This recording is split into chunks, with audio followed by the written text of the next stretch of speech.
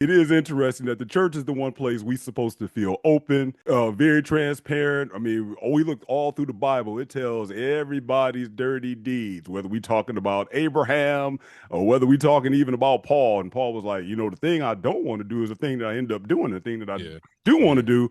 But yet, when it comes to living our lives today, it's kind of like the Pharisees and the Sadducees. It's like, nope, we only talk about the rules. We ain't gonna talk about the dirt that we do. yeah, So in a way, telling the truth about stories, that still follows right along in the Christian tradition. So it yeah. works for me. So Yeah, yeah. No, it's a lot. It's a lot of fronting and just getting into that whole "I don't care" mentality at that time frame was just so helpful because it was so much freedom in it. Because a yeah, lot of times you are, and even in that, I mean, you still want validation in some ways, but I kind of had got to the point where I was just like, we're gonna try this and do this, yeah, and that's just what I'm going to do. And whoever doesn't like it, who cares? that's real. That's They'll real. live. Yeah, Yeah. yeah.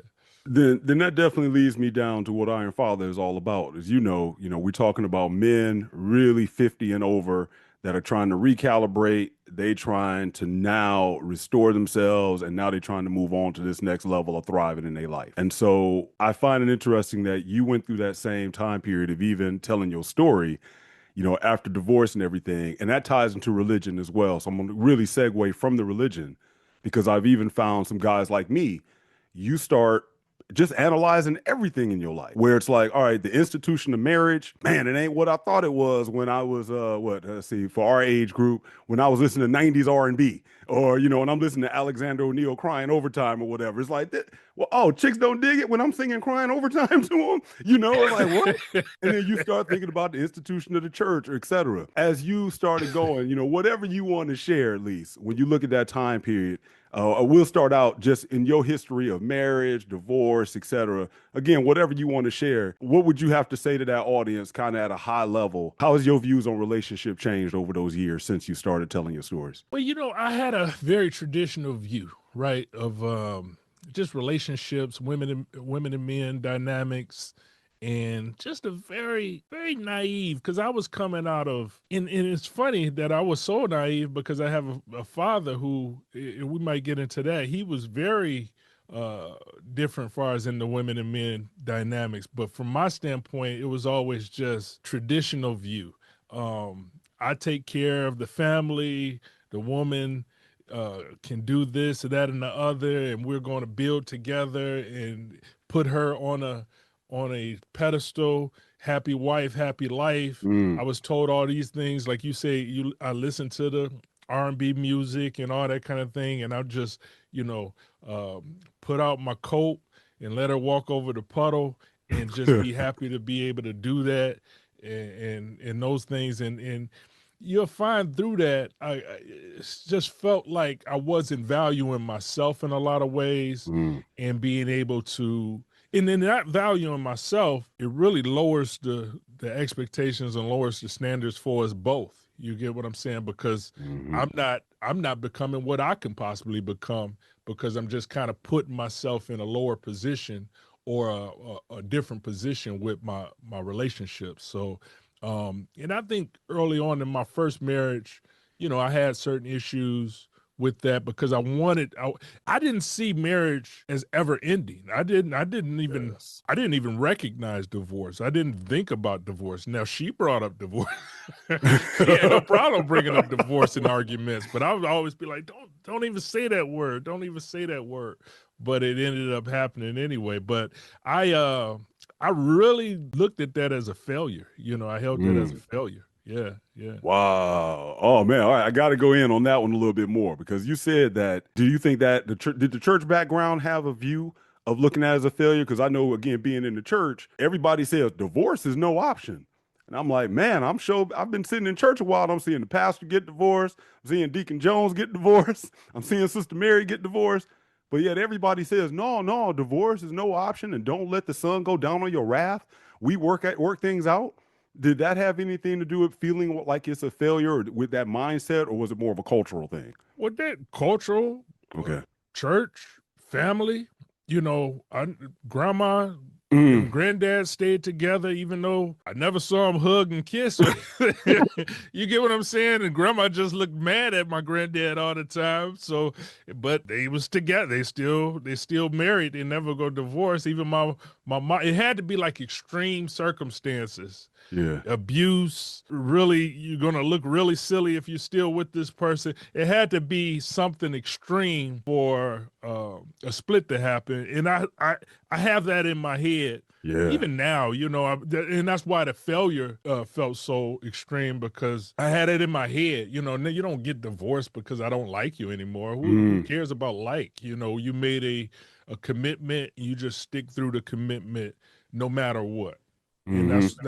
that's still in there. That's Mm-hmm. still in my mind.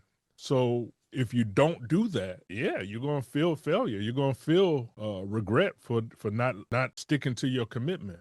Yeah, yeah. So then what was life like after, okay, you do it, you've gotten divorced.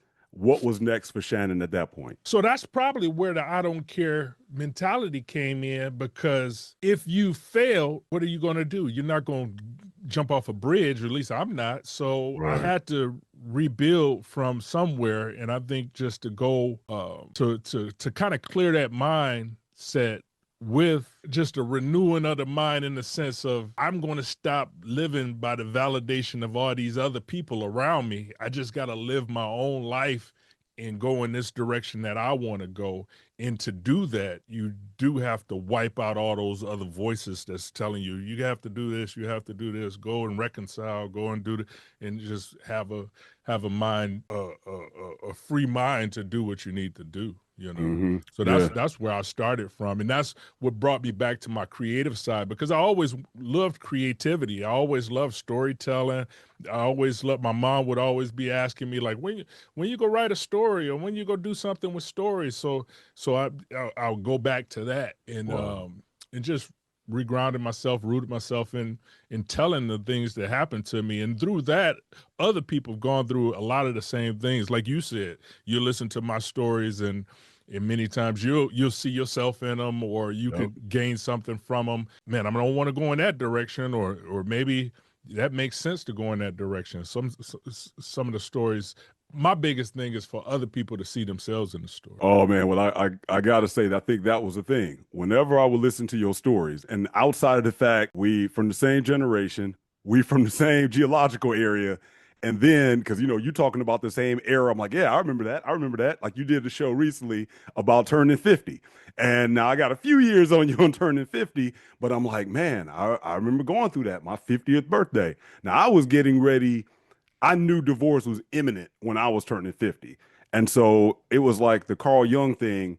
Do I want to live the second half of my life better than the first half? So I'm checking your stuff out, listening to your podcast, following your Instagram feed. Of course, you're going to get to plug all that before we go. But, I'm like, man, Shannon up here traveling. And then, our cousin was like, Shannon in town. I'm like, oh, for real? He's like, yeah, he drove here. And I'm like, man, this brother traveling across country by himself. It seemed like you just started living a whole other world that I'm like, that's kind of what I want to be able to do. That, to me, I view that as that, like, I would form that in my mind as you are recalibrating yourself and beginning to thrive. Where are you at now, I'll say, in that journey? I had to rebuild my value just to Mm. be able to value myself, because if you think of yourself as a failure, it goes into other areas. So my weight started to go up, my just how you maintain yourself, in dressing and clothing and fashion and Mm. those things. So I remember I just would look. Even now, I look at old pictures. I'd be like, man, that dude looks soft. I'd be like, dang, look at him. Looking at Wow. myself, just like, man, because we had that mindset, like you watch even the sitcoms, and it'd just be selling you on a happy wife, happy life, Yes. the dowdy dad who don't know how to do anything, and even the movies would be showing that, and you're like, okay, that's the way to be. That's how to be a good dad.